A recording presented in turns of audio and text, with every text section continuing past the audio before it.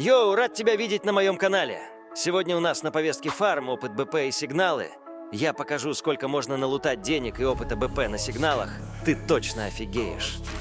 На сигналах можно лутать опыт БП.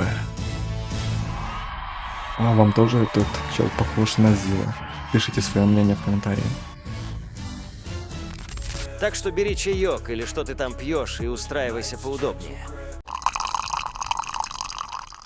Давай сразу к сути челленджа. Я буду на притоке фармить сигналы и больше ничего. Ни споты, ни прота. И приток покидать запрещено. Из закупа беру только бафы. Остальное нафиг не нужно. Ах да, еще с собой 4 сака, чтобы не бегать на базу каждый раз. И, конечно, схроны без них никуда. Давай приступим к забегам. Первый забег. Итак, закупился и погнал.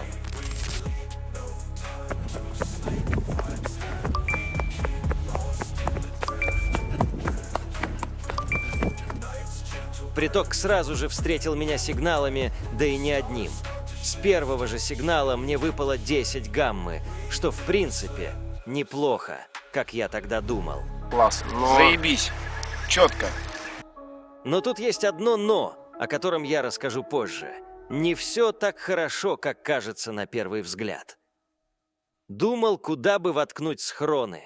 Была идея разместить их рядом с артхантерами, где ресается больше всего сигналов, и с другой стороны, где тоже обитают артхантеры и должны ресаться сигналы.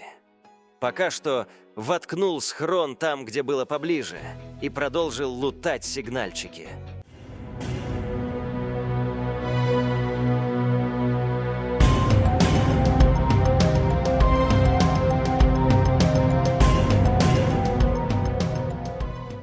Дело шло неплохо.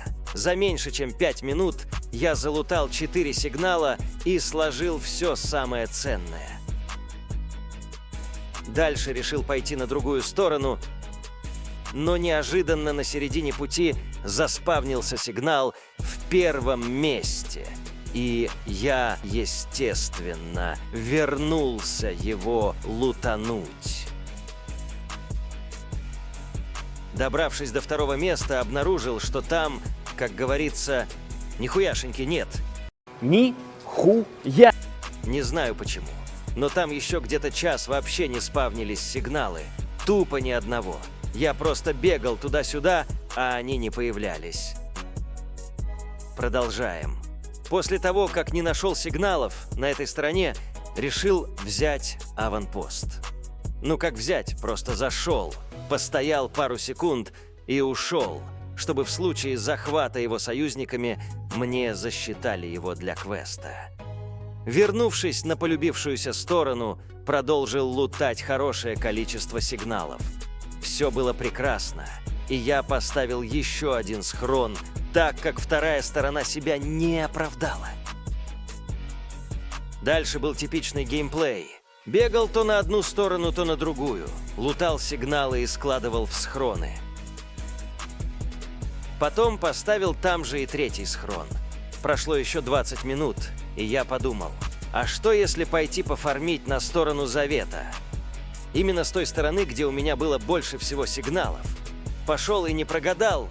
Конечно, было опасненько, но сигнальчики там тоже были. Но по своей тупости я попал в воронку, которая меня засосала. Как обычно, моя самая любимая аномалия. Отпусти! Отпусти меня, ебучая воронка! Прошу тебя! Ведь я ни в чем не виноват! Ничего страшного, так как мою смерть никто не видел. И я просто с бафами на скорость побежал себя лутать. Но по дороге не упустил возможности залутать еще несколько сигнальчиков.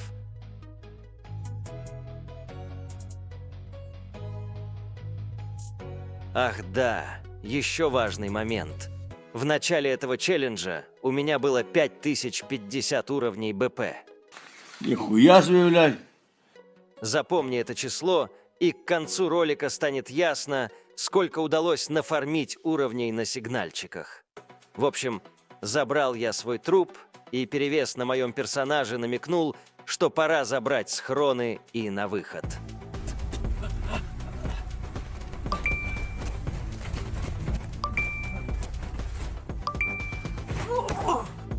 Повыбрасывал патроны и другой мусор и направился на вынос.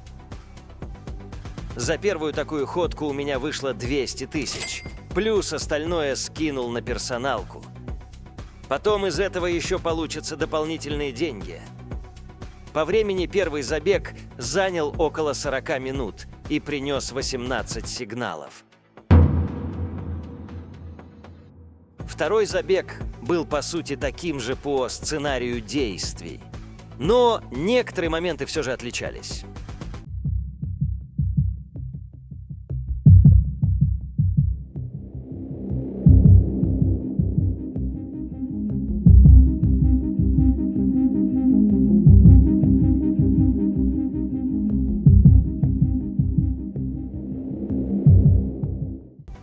Знатно подфармив, я решил самовыпилиться, так как у меня закончились бафы. Вот это прикол! Затем просто лутанул себя и продолжил фармить сигналы. Ах, кстати, забыл упомянуть одну фишку. Нихуя не понял. Ну, очень интересно. Рюкзаки, которые ты ищешь при помощи сигналов, имеют разный тир, то есть уровень.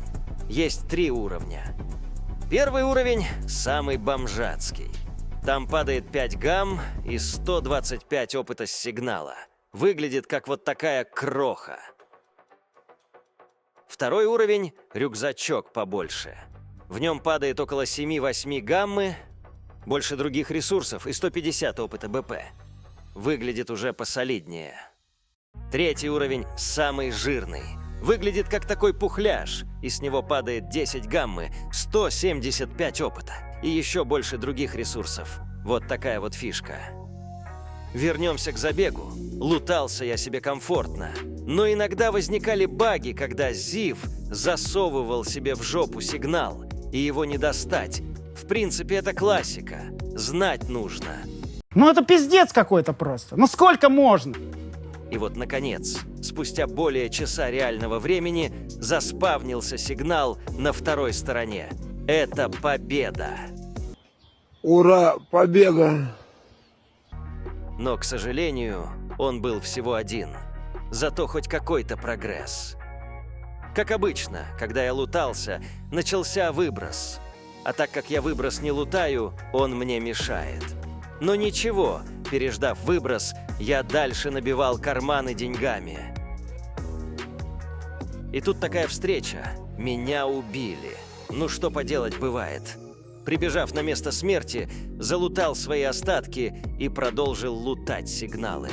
К сожалению, дело пошло очень плохо, так как появилось сразу несколько конкурентов, которые жадно пожирали сигналы. Этот забег длился чуть меньше часа и был намного душнее, чем первый. В итоге я все равно вынес, но всего лишь на 100 тысяч.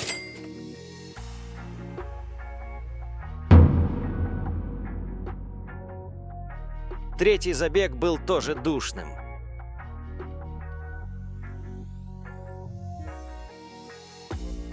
Но, по крайней мере, он был намного быстрее, чем второй, и принес мне еще 100 тысяч.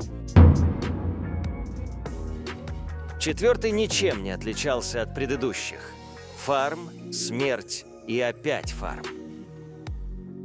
Кстати, встретился типичный ебанутый бык, который погнался за мной через всю карту. Классика.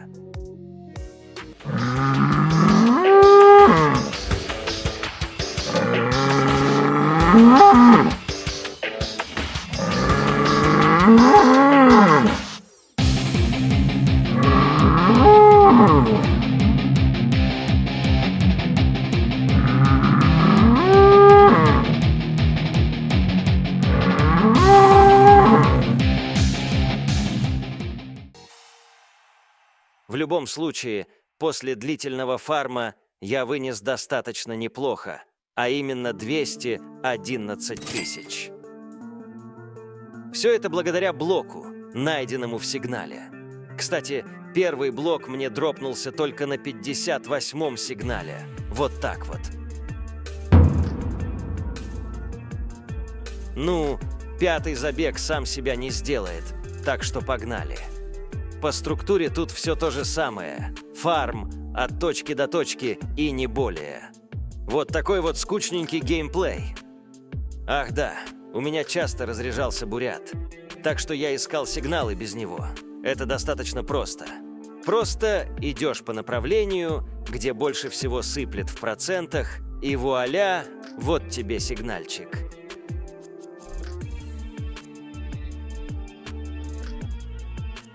Замечательно, поразительно, гениально. Этот забег мне принес еще 125 тысяч.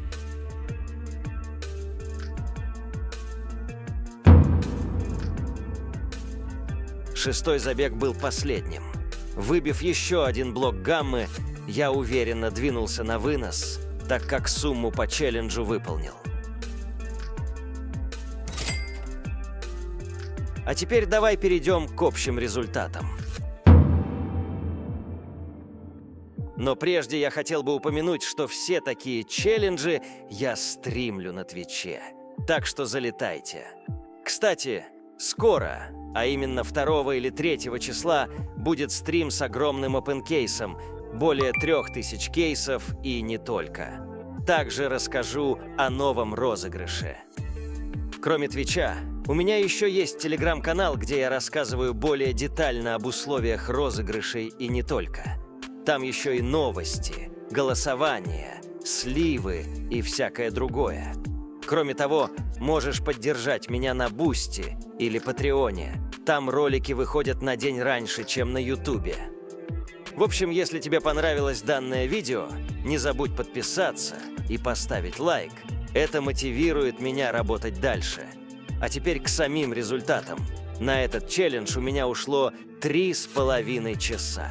Ресурсов, проданных скупщику, у меня вышло на 975 тысяч.